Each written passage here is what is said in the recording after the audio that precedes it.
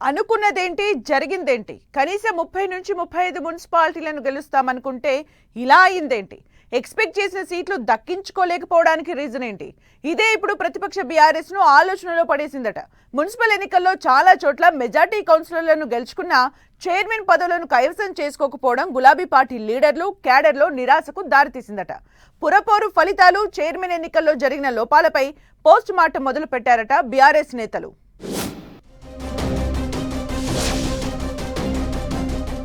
municipal ఎన్నికలపై BRS post mortem కనీసం 30 మున్సిపాలిటీలను గెలుస్తామనుకున్న BRS కనీసం 20 స్థానాలు కూడా గెలుచుకోకపోవడంపై అంతర్మథనం మున్సిపల్ ఎన్నికల్లో ఎక్కడ లోపం జరిగిందన్న దానిపై ఆరా చైర్మన్ ఎన్నికల్లో ఎక్కడ విఫలమయ్యామన్న దానిపై చర్చ మెదక్ సహా మిగిలిన జిల్లాల్లో విఫలం కావడంపై పోస్ట్ మార్టం తెలంగాణలో మున్సిపల్ ఎన్నికల పోలింగ్ కౌంటింగ్ ఎంత ఉత్కంఠ రేపాయో ఆ తరువాత జరిగిన మేయర్లు చైర్మన్ల ఎన్నికలు అంతకంటే రసవత్తరంగా జరిగాయి మున్సిపల్ చైర్మన్లు వైస్ చైర్మన్ల ఎన్నికకు సంబంధించి అధికార కాంగ్రెస్ బీఆర్ఎస్ బీజేపీలు ఒక్కో చోట ఒక్కొక్కరితో కలిసిపోవడం ఆసక్తికరంగా మారింది ఆ మూడు పార్టీల మధ్య పచ్చగడ్డి వేస్తే భగ్గుమనే పరిస్థితి కానీ మున్సిపల్ ఎన్నికలకు వచ్చేసరికి ఎవరు ఎవరితో కలుస్తున్నారో ఈక్వేషన్స్ ఏంటో తెలియక పొలిటికల్ థ్రిల్లర్ మూవీని తలపించాయి మున్సిపల్ చైర్మన్ ఎన్నికలు ఇదిలా ఉంటే ప్రధాన ప్రతిపక్ష party BRS chairman vice chairman ఎన్నికల తరువాత మరింత నిరాశ చెందిందట మున్సిపల్ ఎన్నికల నుంచి మొదలు చైర్మన్ల ఎన్నిక వరకు బీఆర్ఎస్ అంచనాలు తలకిందులయ్యాయన్న చర్చ జరుగుతోంది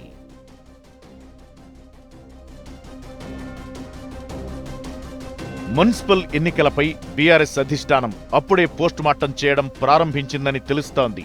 మ్యాజిక్ ఫిగర్ కు దగ్గరగా వచ్చి మిస్ అయినవి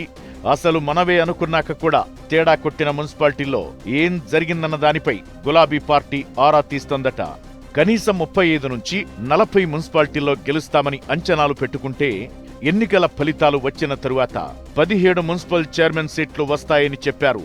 బీఆర్ఎస్ వర్కింగ్ ప్రెసిడెంట్ కేటీఆర్ వాటితో పాటు హంగు వచ్చిన 36 మున్సిపాలిటీల్లో కనీసం 10 నుంచి 12 మున్సిపాలిటీలను దక్కించుకుంటామని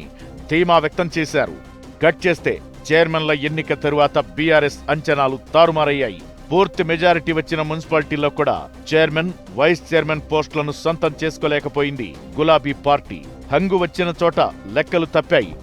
ఆమన్గల్ అమరచింత మున్సిపాలిటీలు కన్ఫామ్ గా తమకు వస్తాయని బీఆర్ఎస్ హోప్స్ పెట్టుకుంటే కాంగ్రెస్ తమ అకౌంట్లో వేసుకుంది ఇక తమకు రాదు అనుకున్న రాయికల్ మున్సిపాలిటీలో కారు గేర్ మార్చగలిగింది హంగు వచ్చిన చోట ఒక్కటి అరా తప్పితే మెజారిటీ స్థానాలను బీఆర్ఎస్ కోల్పోయింది కనీసం 10 హంగు మున్సిపాలిటీలు తమ అకౌంట్లో పడతాయని అంచనా వేసినా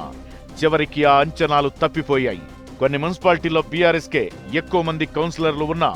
చైర్మన్ సీట్లు మాత్రం దక్కించుకోలేకపోయింది జనగామ తొర్రూరు జహీరాబాద్ మున్సిపాలిటీలపై బీఆర్ఎస్ పెట్టుకున్న హోప్స్ అన్నీ ఫెయిల్ అయ్యాయి తొర్రూరు జనగామలో టాస్లోనూ కాంగ్రెస్ నే అదృష్టం వరించింది అటు వేములవాడ లాంటి చోట బీఆర్ఎస్ నుంచి గెలిచిన కౌన్సిలర్ కు కాంగ్రెస్ కండువా కప్పి వైస్ చైర్మన్ గా చేసుకోవడం చర్చనీయాంశంగా మారింది ఇలాంటి చిత్తశుద్ధి లేని జంపు జిలానీలకు టికెట్ ఇవ్వాల్సింది కాదనే అభిప్రాయాలు వ్యక్తమవుతున్నాయి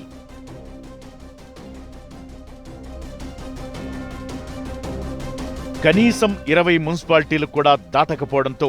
బీఆర్ఎస్ లో అంతర్మథనం మొదలైంది మున్సిపల్స్ లో గట్టి పోటీ ఇచ్చినా చైర్మన్ ఎన్నికల్లో పైచేయి సాధించలేకపోయామని గులాబీ పార్టీలో చర్చ నడుస్తోంది తెలంగాణలో ప్రభుత్వ వ్యతిరేకత తీవ్రస్థాయిలో ఉందని అది తమకు కలిసి వస్తుందని ఎన్ని అంచనాలు వేసినా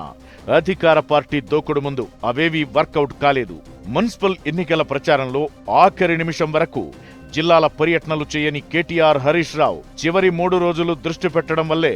ఈ మాత్రమైన స్థానాలు దక్కాయన్న చర్చ జరుగుతోంది